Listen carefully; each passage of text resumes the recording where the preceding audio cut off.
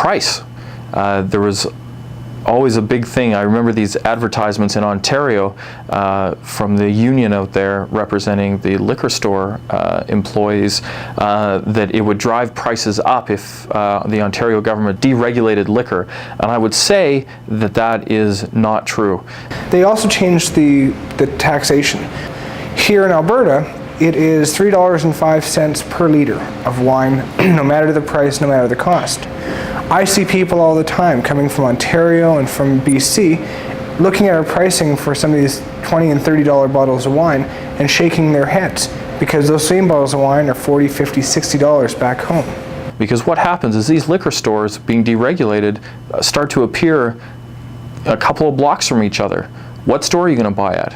If store A is selling a six-pack for $10 and store B is selling it for $9, my guess is you probably save $1. And I bet you anything that store A lowers his price to $9. So it gives that consumer a price choice as well.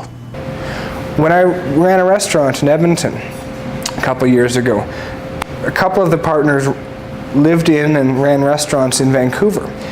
And twice a year they would come out. And I remember one of them would look at the wine list and ask me how I'm selling this bottle of Brunello di Montalcino, specialty Italian wine, how I could sell this for $100 a bottle. It was costing him $100 a bottle. And here I am selling the same bottle of wine in a restaurant for the same price he's buying it for from the liquor store. What's wrong with this? I'm trying to think what's bad.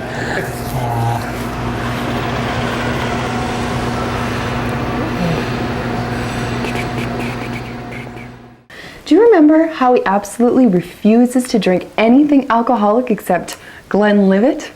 He sure has expensive taste. Say, did we end up getting him a bottle? No, I don't think we did. Would you go across the street and get some? It's nearly 1 a.m. They're open till 2. I'm kind of tired. Can I do it in the morning? Sure. I don't think the store across the street opens till noon on Sundays, but I'll just check if the 2 in the next block open earlier. Wait a minute. What is this?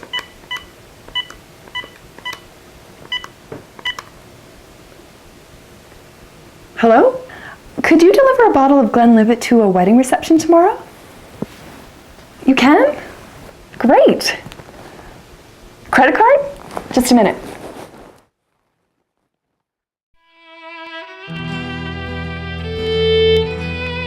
When I first started here, I was very concerned, about robbery or staying open late, that sort of thing.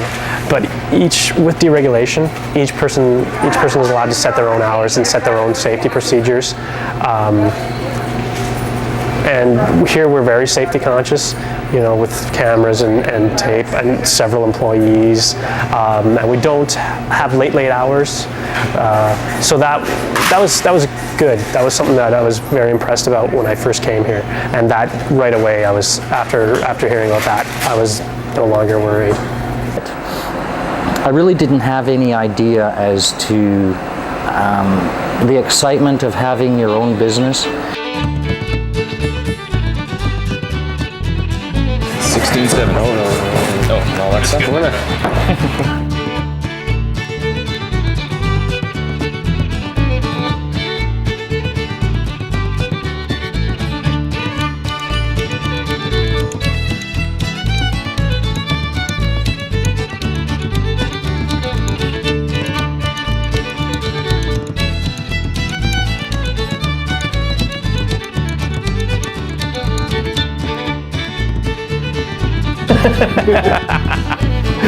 I think it's been a benefit for Alberta, and it hasn't been quite the scary experience that a lot of people predicted.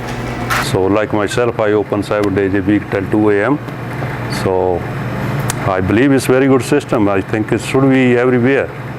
But that's somewhat of our motto as well. We wanted to develop a ladies' liquor store, which is a friendly environment, a bright environment, and people are just generally very, very nice. And so what we tend to do is say, hi, how are you? How's your day going? and so on.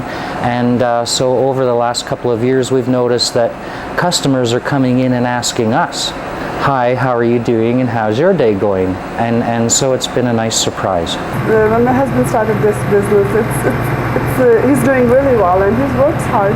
And I think privatization is really good and it works for everybody. I would say that it would be a good idea for some of the other provinces or countries to consider this, because, you know, we could be seen as a model and they could learn from our mistakes and move forward from there. But the struggle you're going to have is with the people whose livelihood depends on there being a government-regulated, a completely government-regulated liquor industry. And those are the people that are going to provide the most resistance. Provide them with some assistance to get them resettled and to move on and be productive, but you have to do it. There is still some government control over the liquor industry. All liquor stores should be equipped with POP. Yes. And it would be good if the regulations were changed so that liquor stores could provide little bits of food like potato chips, nuts, that kind of thing that goes along with the beverages. I have issues with the government regulating how we do our business, where they don't regulate so many other industries.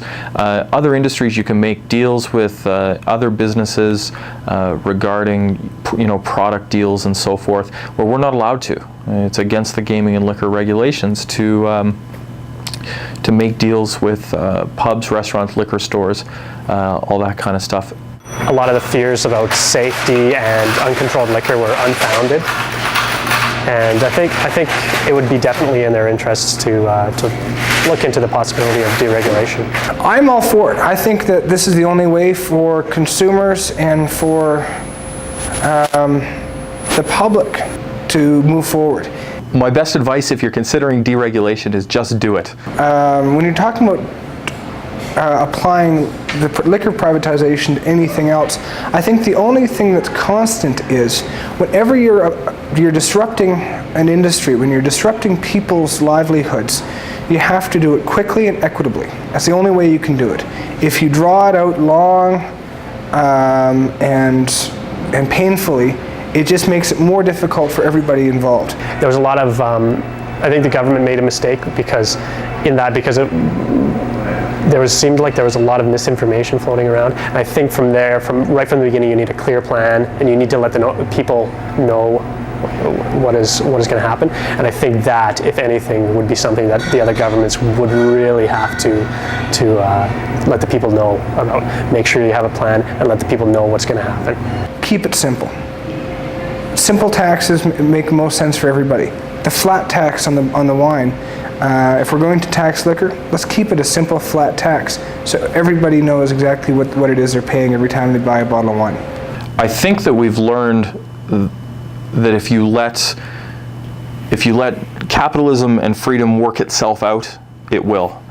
And it'll work out best for everybody, the consumer, the producer, everyone all the way through.